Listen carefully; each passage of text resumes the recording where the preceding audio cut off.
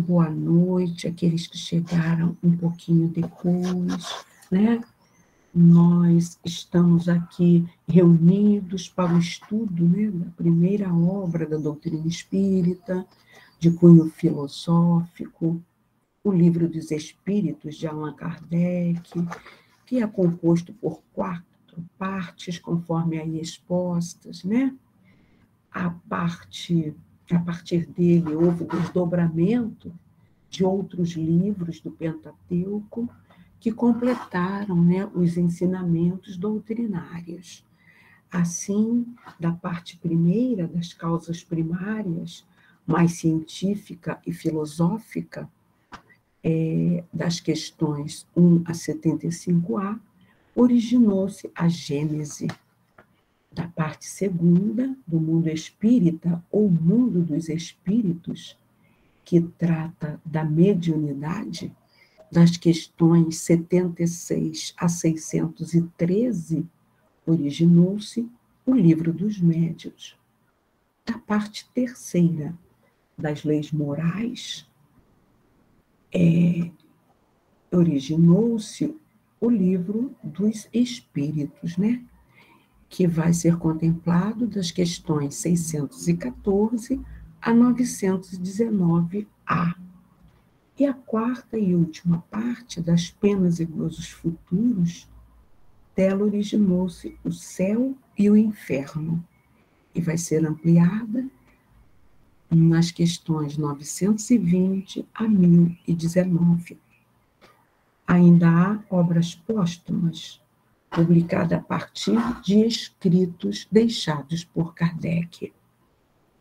Assim, queridos irmãos, fiquemos em paz, com a mente aberta para os conhecimentos que serão trazidos pelos nossos irmãos Paulo, da questão 163 a 165, e Sérgio, da questão 166 a 170.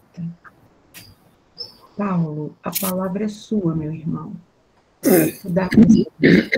Obrigado, Norma. Boa noite a todos, queridos irmãos. Tem um presente surpresa aqui do seu Ribeiro.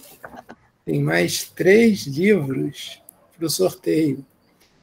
Diálogo com as Sombras, a Gênese e o Livro dos Médiuns, que se somam aos outros que ele já doou para fazer o sorteio. Então, boa sorte aí a vocês, ou a quem vocês vão dar de presente o livro no Natal, porque vocês já leram, já têm, já conhecem.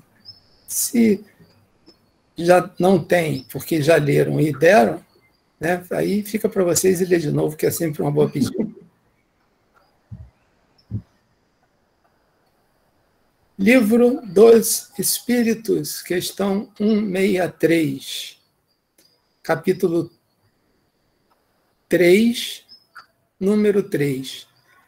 Perturbação espírita. Aqueles que não conhecem, né, vão achar que o quê? Nós espíritas somos perturbados, temos um parafuso a menos, né? Essa palavra evoca a essa lembrança, né? Você é uma criatura perturbada, mas não. Isso é apenas um estado de espírito.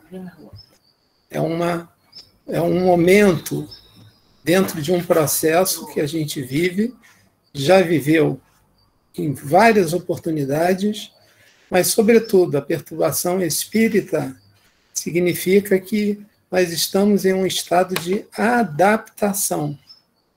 Ok, a um novo meio em que o nosso ser vai viver. Nós temos perturbação espírita quando nós estamos para encarnar? Sim. Tanto que a obra de André Luiz fala, né, que alguns espíritos são cuidadosamente adormecidos, são preparados, tem que se visualizar na forma de fetos.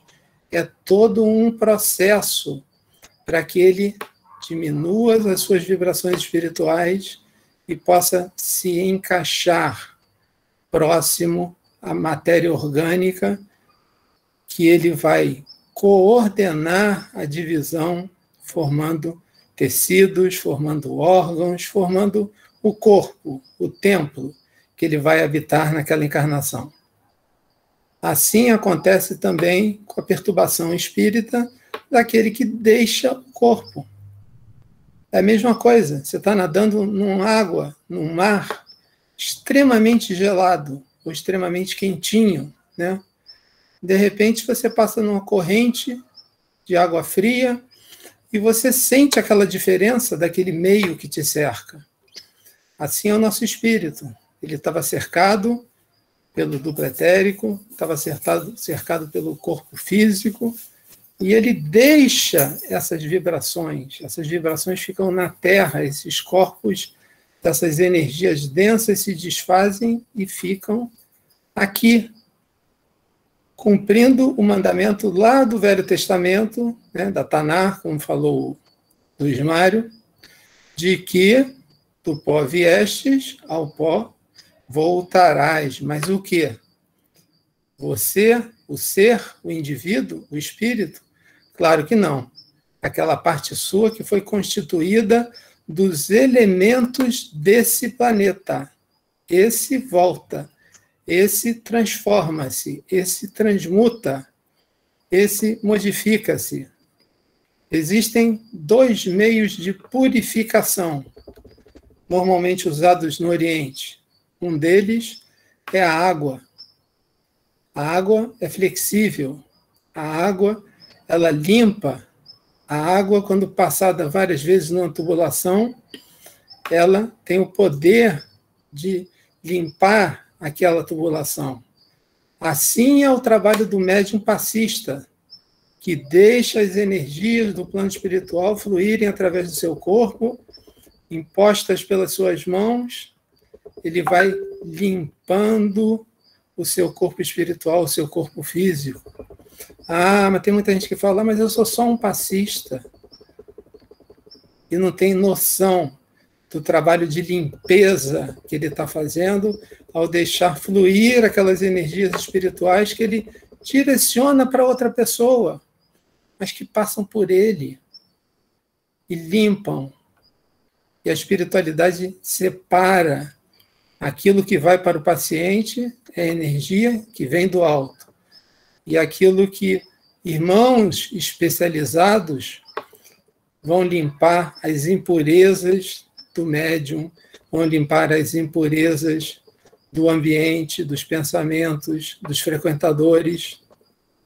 Existe uma verdadeira conlurbio na casa espírita, no salão de passe, no salão de desobsessão. É um trabalho difícil, é um trabalho pesado, mas ele tem que ser realizado. Por isso que a gente não dá passe em casa, não faz desobsessão em casa, durante ou depois do culto do Evangelho no lar, porque a nossa casa não tem o preparo de uma casa espírita, não tem a espiritualidade ali pronta para fazer trabalhos que a gente não vê, e nem por isso eles deixam de existir. E aí Kardec vai perguntar à espiritualidade. Deixando o corpo, a alma tem imediata consciência de si mesma? E quem já leu O Céu e o Inferno sabe que não. No Céu e o Inferno, na sua segunda parte, nós temos diversos tipos de desencarnes de espíritos. E Kardec fez um trabalho de registrar todos esses pós-desenlaces, como estava o espírito.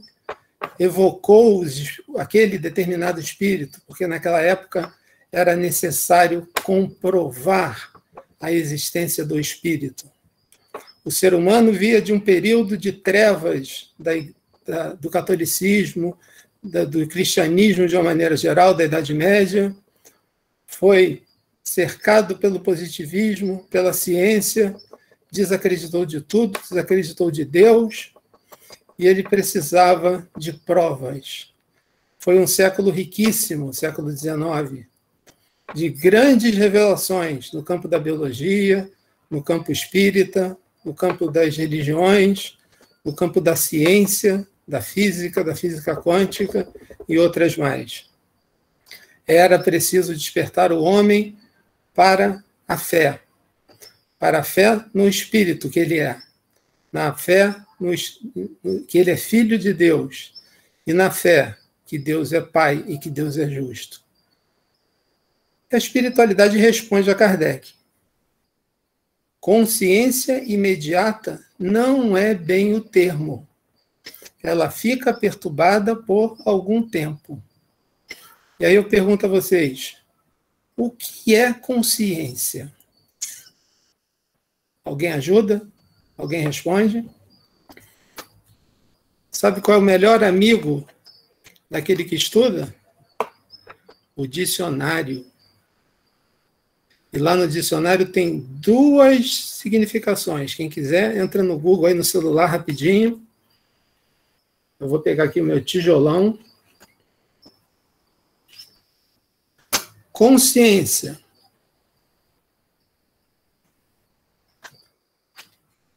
Sentimento de pertencimento. Sentimento ou vivência de uma totalidade do ser. É uma definição. Outra definição. Sentido ou percepção de que o ser humano... Escrevi pequenininho, agora não estou enxergando. Possui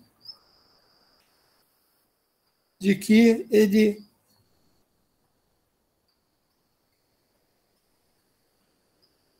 Espera aí.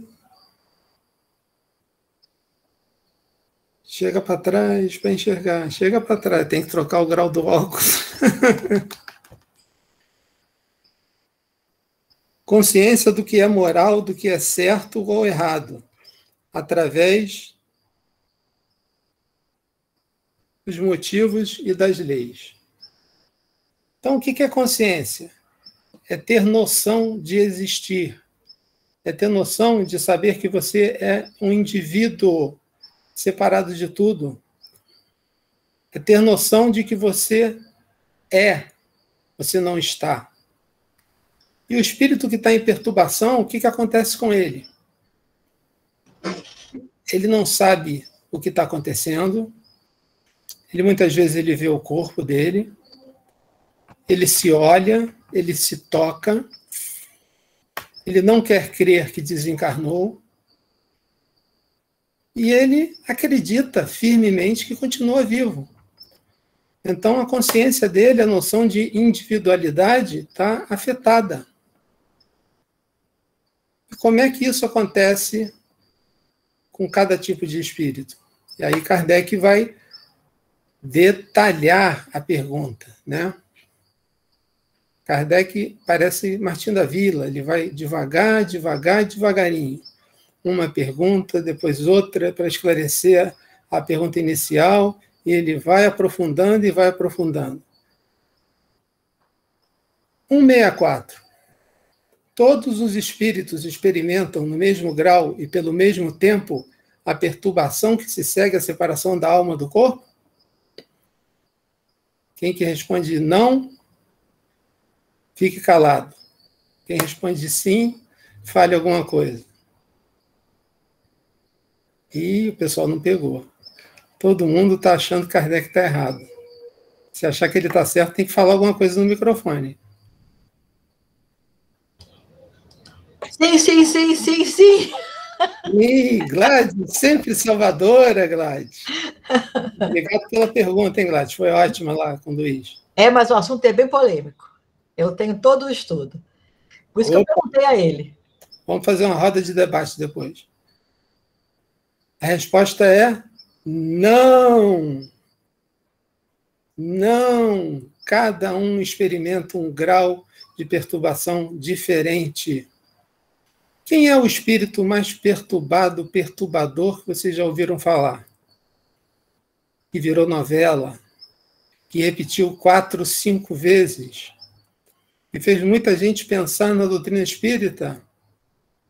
que é nome de mentor espiritual de André Luiz. Alexandre, né, da novela Viagem. Ah, noveleira, né, Norma? Ah! Eu sou. Acho que eu vi umas 3 vezes essa novela. Alexandre, perturbado, se compraz em fazer o mal, já tinha consciência que estava desencarnado, mas não aceitava, e fica perambulando pelo astral. Vamos lá, o que a espiritualidade respondeu?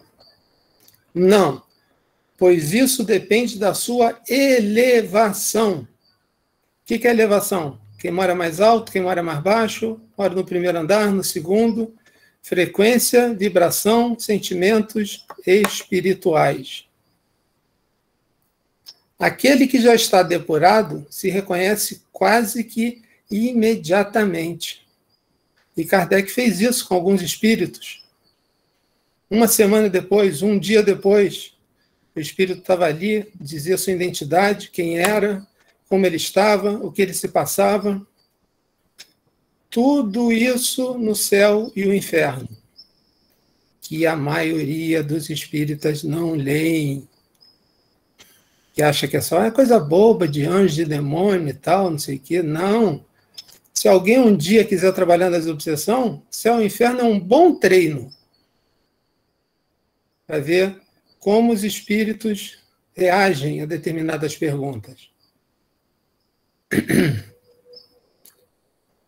Aquele que já está depurado se reconhece quase imediatamente, porque se desprendeu da matéria durante a vida corpórea, enquanto o homem carnal, cuja consciência não é pura, e olha só onde é que está o problema, na consciência, naquela noção de existir, naquela noção de ser. E onde está essa consciência? A gente já sabe que as leis de Deus estão na consciência. Mas a consciência está onde? No corpo búdico. Sistema setenário de corpos, que vamos aprender no nosso curso, que começa em janeiro do ano que vem, dia 21.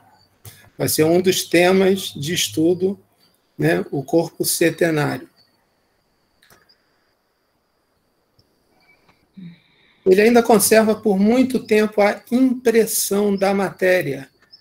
Lembram das perguntas anteriores da semana passada? Ele ainda não se desenlaçou do perispírito. Ele ainda está ligado ao duplo etérico, ele ainda sente a matéria, ele ainda gosta da matéria, ele quer ficar na matéria, ele não quer ir embora, ele tem apego à matéria. E vamos à questão 65, que tem algumas particularidades. Ele é grande. O conhecimento do Espiritismo exerce alguma influência sobre a duração maior ou menor da perturbação? Nem olhem para o livro. Claro que sim. Claro que sim. Uma grande influência, pois o espírito compreende antecipadamente a sua situação, mas a prática do bem e a pureza da consciência são a que exercem uma maior influência. Olha só. Mais uma vez aqui a espiritualidade dizendo: conhecer o espiritismo ajuda? Ajuda. Mas o que ajuda muito mais? A prática. A prática. A prática. A prática. Não adianta nada ler, decorar, saber questão tal, está em página tal, tantas partes assim, assim, assado. O que é que você pratica disso que você está lendo? Que você sabe de cor. Puro verniz intelectual, que você não aplica na vida, com nada, com ninguém, nem através de um pensamento que seja. Possamos analisar as nossas atitudes, os nossos pensamentos, nossos comportamentos, para saber se nós apenas temos o conhecimento do Espiritismo ou se nós praticamos o Espiritismo redivivo, como falou Luiz Mário. Se nós somos cristãos, se nós seguimos Jesus, se nós temos compaixão. Comentário de Kardec. E aqui eu só queria dizer, nosso irmão Sérgio tem muita coisa para falar, no momento da morte tudo a princípio é confuso. Vamos resumir aqui e colocar uma situação prática. Marília Mendonça. Essa irmã que morreu, desencarnou, junto com outras pessoas no avião ontem, cheia de vida, cheia de saúde, uma compositora espetacular, maravilhosa, de repente desencarna. Será que é de repente? O que acontece com esse tipo de coisa? E aqui o comentário de Kardec vai falar isso, é um dos assuntos que ele trata. O espírito como que toma um susto. Ayrton Senna e outros. Possivelmente ele tinha aquela programação para desencarnar daquela maneira, mas ele não sabia. E ele toma um susto. Quem lembra do Ghost? Ele é atirado para fora do corpo. Os laços do perispírito com o corpo não são desatados. Eles são arrebentados à força. E você tem uma ligação profunda. Você não consegue se enxergar. Você tem uma quantidade tal de energia em você que só muito merecimento da espiritualidade para vir te preparar para você, o mais breve possível, se desenlaçar dessas energias e seguir para o plano espiritual. E nós, quando enxergamos na rua um acidente, ao invés daquele olhar curioso de querer ver um corpo jogado no chão, que nós possamos fazer uma prece por aquele irmão que está acidentado, seja ele quem for, nós não conhecemos, sabemos se é homem, se é mulher, não sabemos de nada, que façamos uma prece. Que aquele momento do acidente pode ser um momento de desenlace, um momento muito doloroso, e ele pode se apegar ao corpo de tal forma que dificulte demais a desencarnação. Então é isso, meus irmãos. O resto da leitura eu deixo para dever de casa aí de vocês.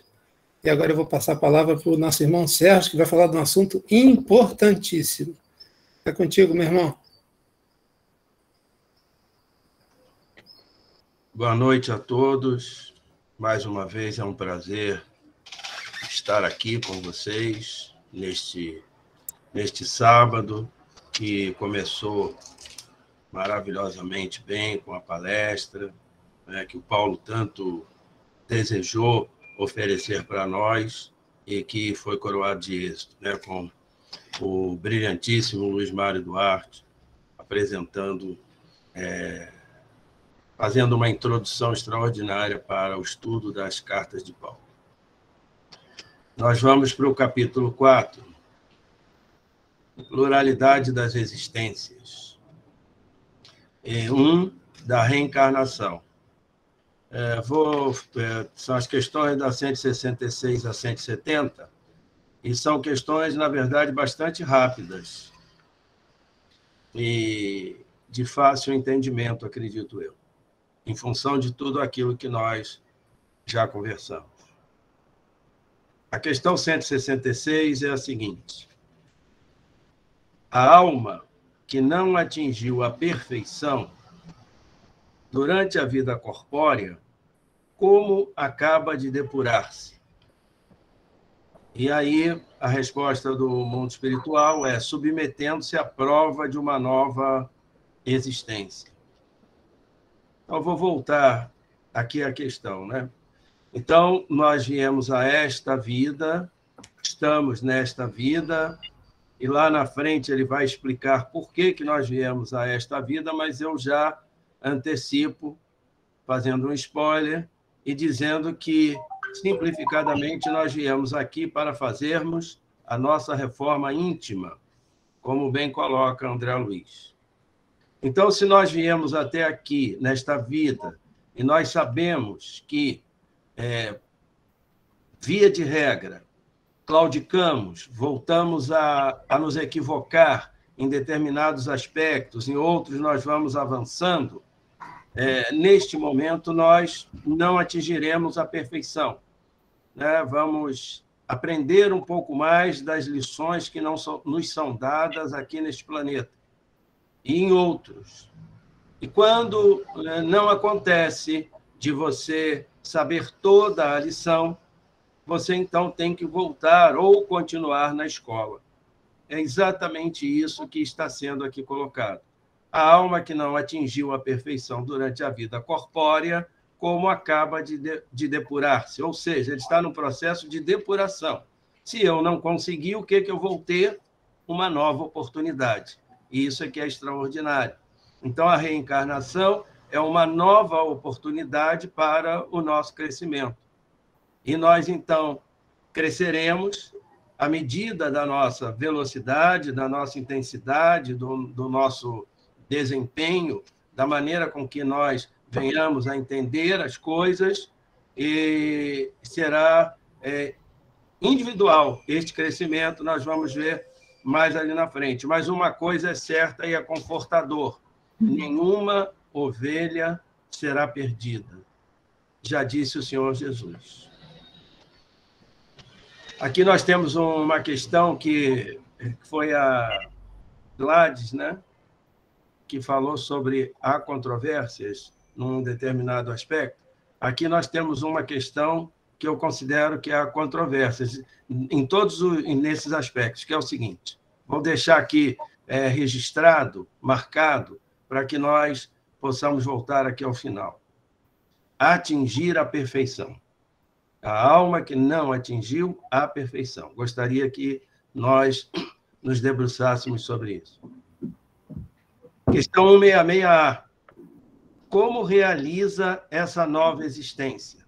Pela sua transformação como espírito? A resposta é: ao se depurar, a alma sofre, sem dúvida, uma transformação, mas para isso necessita da prova da vida corpórea. Então, vamos aqui aproveitar um pouco essa questão para pensarmos o seguinte: vamos para o plano espiritual. Chegamos em nosso lar, conseguimos entrar em nosso lar. Depois de algum tempo, aceitamos, entendemos as coisas, como lembrem-se do livro e do filme, que também é muito interessante para deixar na memória as imagens. Então, finalmente, André vai para nosso lar. E lá nós, então, entramos num processo de aprendizado.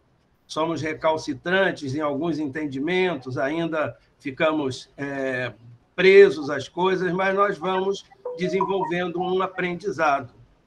Vamos desenvolvendo um aprendizado. Mas a prova verdadeira, ela acontece na vida corpórea. É isso que eles dizem. Se eu não conseguir, da primeira pergunta, se eu não conseguir numa determinada vida, um determinado grau de desenvolvimento, e preciso, na minha programação reencarnatória, de novas etapas para aprendizado, eu o farei na vida corpórea. E aí vale lembrar uma expressão dos hindus, dos budistas, que dizem o seguinte: não é lá no monastério, no alto do monte, não é lá no templo, que nós verificamos se o devoto, ou se o próprio guru, ou se o próprio instrutor, se ele está conhecedor, se aquilo já entrou nele, se o saber espiritual entrou nele. Não é lá em cima. É quando eles descem para comprar o peixe no mercado de peixe. Então, isso quer dizer o seguinte: por exemplo, a gente sempre brinca, mas é verdade. Não é na casa de caridade, onde nós somos de uma gentileza toda prova, as pessoas podem passar na frente para beber a água fluidificada, nós deixamos que uma pessoa passe para tomar o passe, nós estamos sempre dispostos. Não é ali. É quando nós saímos da Ramatiz, pegamos o metrô e vamos fazer a baldeação para Pavuna, 5h da tarde. Abriu a porta, chutei a velhinha porque eu quero sentar, dei uma cotovelada no rapaz ali da frente porque ele está me incomodando. Então, é na vida corpórea. Então, nós precisamos da vida corpórea. Há um autor de psicologia pós-junguiana, né? Ele é chamada psicologia arquetípica, que ele fala, é o Stanton Marlon. Ele diz o seguinte, olha que coisa interessante, hein? O movimento do espírito é para cima e para fora. O movimento da alma é para baixo e para dentro.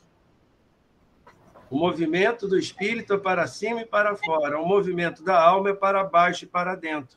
Então, a alma... Olha que coisa interessante, a correlação, sem que Stanton Marlon tenha lido em nenhum momento Allan Kardec, né, ou tenha lido as informações dos espíritos sobre a diferença alma, espírito e tudo, mas ela cabe como uma luva.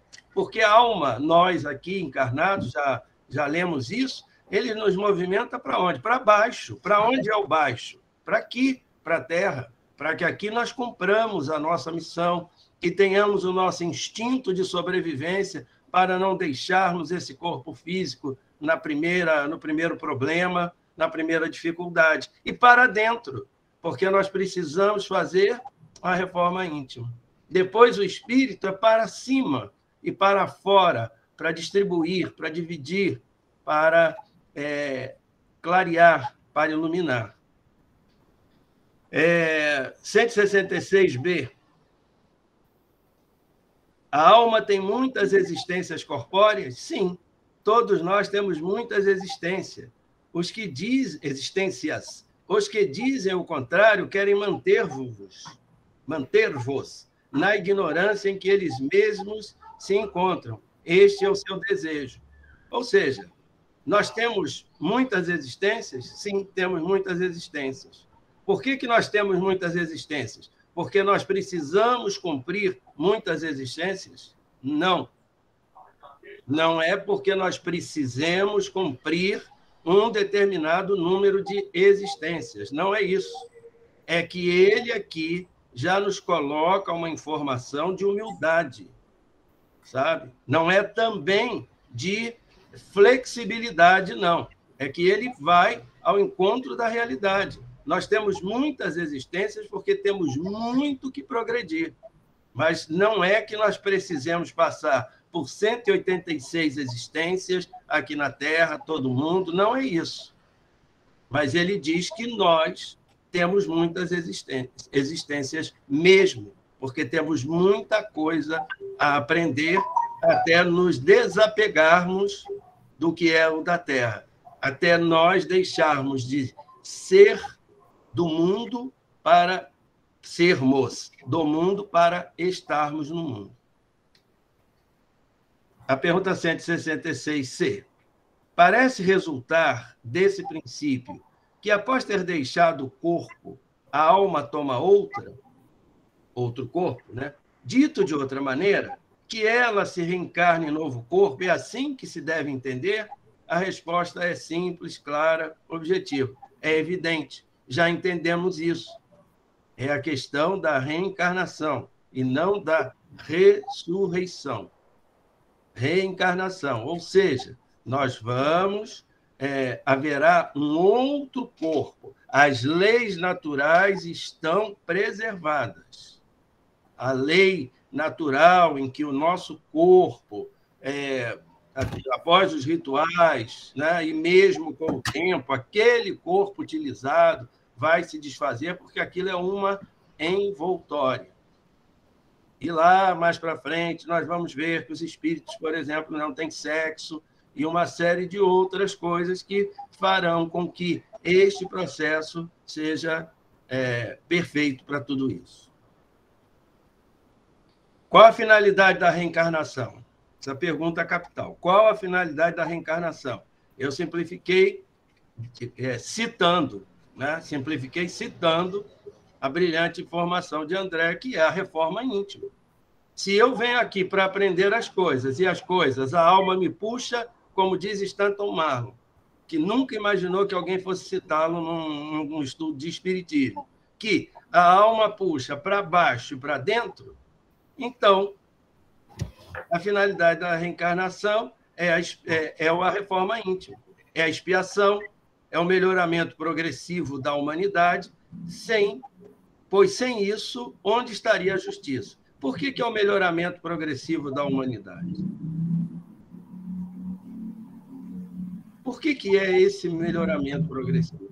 Porque, veja só, usando imagens muito comuns, né, nas palestras espíritas, que é o seguinte, muito comuns e bastante eficazes.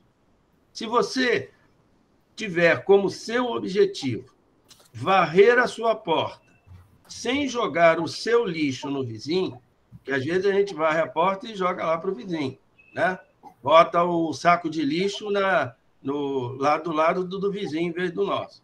Então, se você varrer a sua porta sem jogar o lixo no vizinho, se assim o vizinho também o fizer, e se o outro assim o fizer, o que acontece é que a rua vai ficar limpa.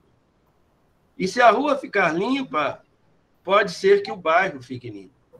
E se o bairro ficar limpo, a cidade ficará limpa. Se a cidade ficar limpa, o Estado, o país, e nós vamos fazer isso. É um movimento em cadeia. E aí a gente pode também, numa outra ocasião, falar sobre uma questão do próprio Gandhi, que dizia, quando um espírito se ilumina, aqueles em torno dele também receberão essa energia para a iluminação. 168. O número das existências corpóreas é limitado ou o espírito se reencarna perpetuamente? Respondem os espíritos. A cada nova existência, o espírito dá um passo na senda do progresso. Quando se despojou de todas as suas impurezas, não precisa mais das provas da vida corpórea. Então, é um processo de desenvolvimento, de crescimento, de aprendizado. Pergunta 169. Faltam duas. 169 e 170. Pergunta minha para os universitários. Alguma dúvida? Alguma colocação? Uma colocação, Sérgio. Por favor, Beatriz. Boa noite. Boa noite, querida. Só uma colocação, que eu acho que todo mundo aqui já sabe, mas que eu acho bacana a gente comentar. E quando ele diz aqui, a cada nova existência o espírito passa diante da estrada do progresso, quando se despojar de todas as impurezas, não mais necessitará das provas da vida corpórea. Mas ele ainda pode voltar, né? Porque a gente lê sobre aqueles espíritos completistas, como Alcione, por exemplo, que volta para poder ajudar o amor da vida dela, que agora não estou lembrando o nome. Bezerra, né? Doutor Bezerra. Alcione no livro da Renúncia. Renúncia. Polos, acho que é Polos, que vem com outro nome depois, e que é o Carlos, né? Que virou o padre também. Bom, e aí são os espíritos completistas. Isso é muito interessante, né? A gente observar, porque não precisam mais voltar, mas, no entanto, pedem para voltar, para ajudar os entes. Volta em missão, né? Exatamente. Aí é uma missão. Por isso que a palavra aqui, bem colocado, Beatriz, a palavra é expiação, lá na frente, tá certo? A finalidade é a expiação, certo? Que é expiar. Nesse caso, pôr para fora aquilo que precisa ser posto. Não é uma prova, é uma expiação, né? Então, os espíritos, obviamente, que seguindo essa lei do progresso, do desenvolvimento, é claro que em determinados instantes haverá certamente, né, a mão dada de espíritos que estarão aqui para nos ajudar. E mais ainda, essa prova da vida corpórea, ele está aqui dando uma resposta global, porque a gente não pode pensar num limite da Terra. Não será aqui na Terra que nós iremos, né, a partir dela, nós iremos deixar de reencarnar. Nós iremos para outras orbes. Não esqueça que nós estamos no mundo de expiações e provas. Mas ele dá uma informação global, né, dizendo globalmente que liberto das impurezas, não há mais necessidade das provas da vida corpórea. Agora, também dá para a gente pensar, a gente não sabe como é que é, mas a gente sabe como não é. Então, esses espíritos todos, num processo de evolução extraordinária, se o pai nunca para de trabalhar, eles não vão se aposentar. Eles vão estar fazendo o seu trabalho sempre, né? Não tem uma Miami para espíritos, né? Aquele lugar lá para você ficar. Então, se o pai nunca para de trabalhar, o trabalho é continuado, né? Acho que a Camila deu uma ajuda. Pollux? Eu falei depois no final. Se eu não me engano, o professor Hernandes, você, Beatriz, Ângela, Marisa, quem se lembrar, mas eu tenho a impressão que foi o doutor Bezerra de Menezes que pediu a Maria, quando Celina veio dizer que era hora dele seguir, ele pediu para ficar um pouco mais, que ele tinha que ir para outra. Não é isso? É isso aí. O número de encarnações é o mesmo para todos os espíritos? Resposta: não. Aquele que avança rapidamente poupa-se das provas. Não obstante, as encarnações sucessivas são sempre muito numerosas, porque o progresso é quase infinito. Tá? Então, aqui nós vamos marcar aqui o quase infinito. A questão 170 é: em que se transforma o espírito depois de sua última encarnação? Espírito bem-aventurado, um espírito puro. Há uma questão aqui no próprio Livro dos Espíritos, que eu não estou me lembrando qual é o número, em que diz que a evolução é ad eterno. A evolução é ad eterno. Então, veja só, longe... a pior coisa, né, que tem, como eu disse já uma vez, é burro com iniciativa. Então, eu não quero me pretender nessa situação. Mas, olha só, o espírito, é a pergunta 166, a alma que não atingiu a perfeição. Então, eu acho que esta perfeição ela tem que ser lida com uma amplitude, como também aquele que, depois da última encarnação, tudo bem, mas a amplitude, porque o progresso é quase infinito. Ora, se o progresso é quase infinito, então há um momento que eu não progrido mais. Então, a gente tem que ler assim com um certo cuidado, né, para que a gente possa refletir a respeito disso. Os amigos espirituais estão se comunicando conosco e tudo. Mas, se o progresso é quase infinito, ele é muito extenso, mas ele não é interminável. Então, há um momento que eu não progrido mais. Se eu não progrido mais, eu sou Deus. Então, a gente precisa debruçar-se sobre isso, e eu aceito claramente até orientações, conversas, pessoas que já pensaram sobre esse assunto, né, do atingimento de uma perfeição. Então, esse atingimento de uma perfeição, né, é uma coisa assim que ele também precisa dar a nós, a partir de 1857, a capacitação para estudar, para pensar, para evoluir no nosso conhecimento e não complicar a guerra nesse primeiro momento que nós estamos aqui no Livro dos Espíritos, como estivéssemos estamos deslumbrados com os ensinamentos iniciais dos amigos espirituais.